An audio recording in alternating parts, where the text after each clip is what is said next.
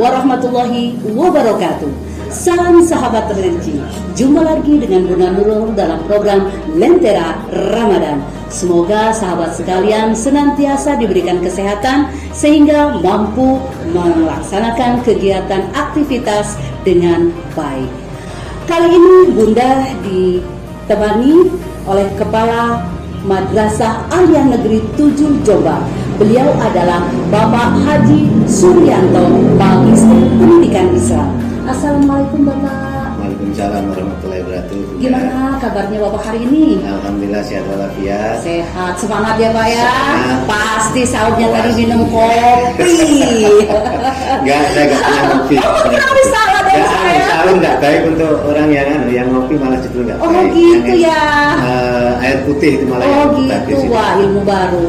Baik, sahabat religi, kita akan membicarakan tentang implikasi takwa. Silakan Bapak. Ya. Assalamualaikum warahmatullahi wabarakatuh. Bismillahirrahmanirrahim. Alhamdulillahirabbil alamin, hamdan syakirin.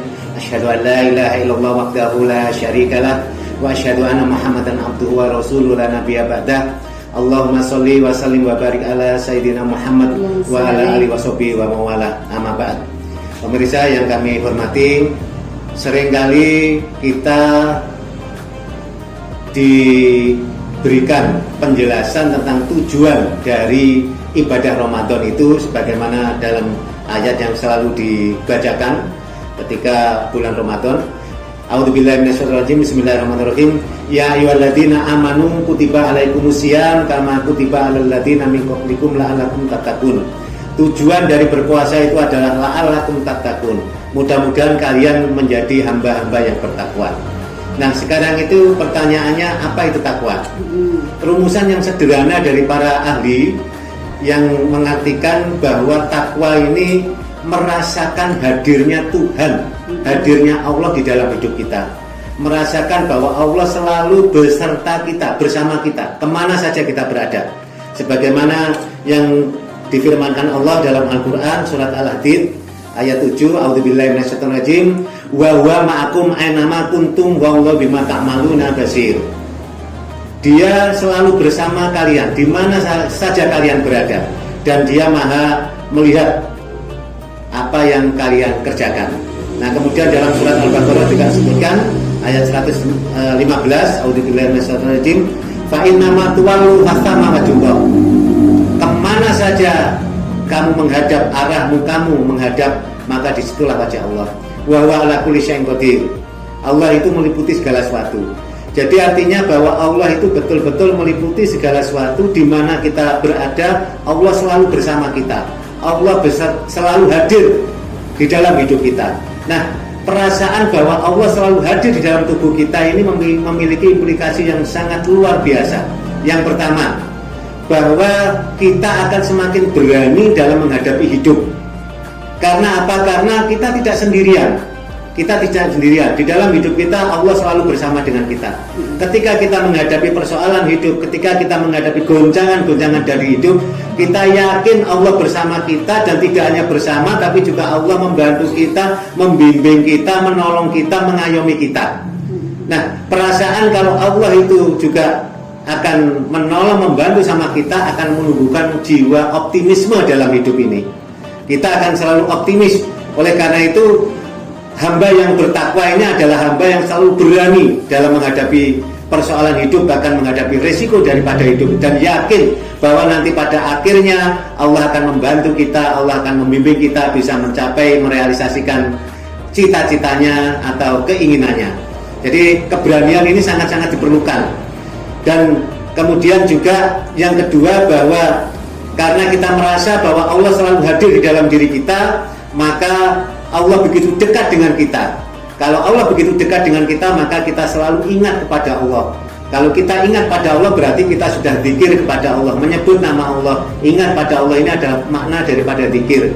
Dan secara psikologis orang yang zikir itu akan mengalami ketenangan jiwa, tenangan psikologis, bagaimana firman Allah, a'udzubillahi minasyaitonir rajim, bismillahirrahmanirrahim, ala bidzikrillah tatma'innul qulub. Nah, jadi kita disuruh oleh Allah untuk selalu ingat pada Allah, merasakan kehadiran Allah di dalam hidup kita, dan kemudian ketika kita ingat pada Allah, Allah selalu bersama kita, maka jiwa kita akan tenang, hati kita akan tentram. Ketenangan dan ketentraman ini sangat dibutuhkan dalam kita mengatasi persoalan-persoalan.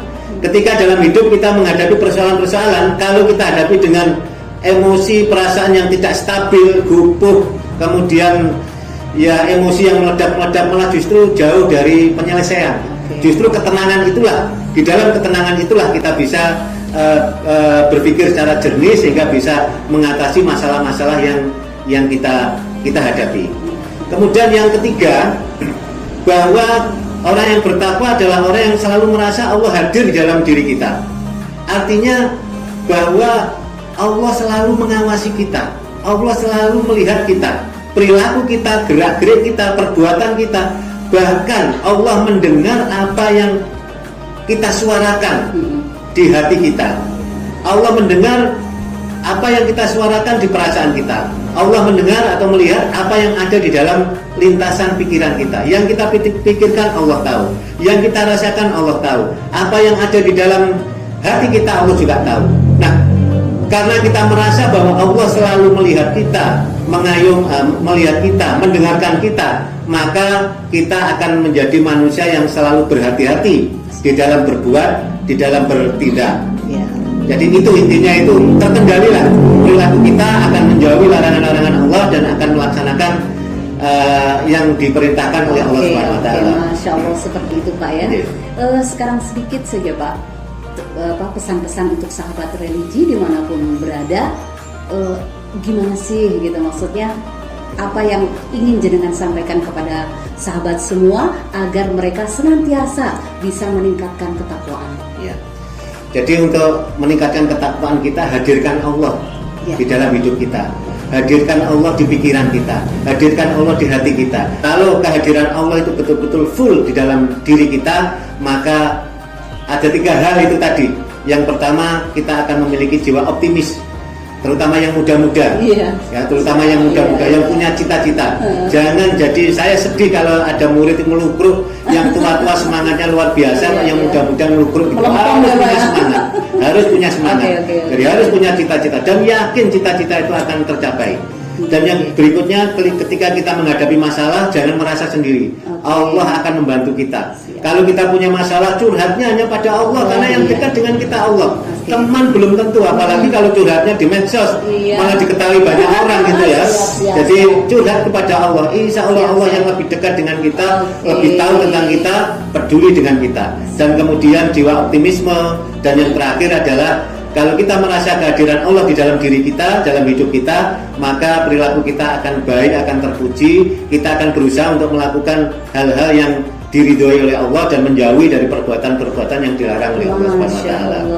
Terima kasih Bapak, terima kasih.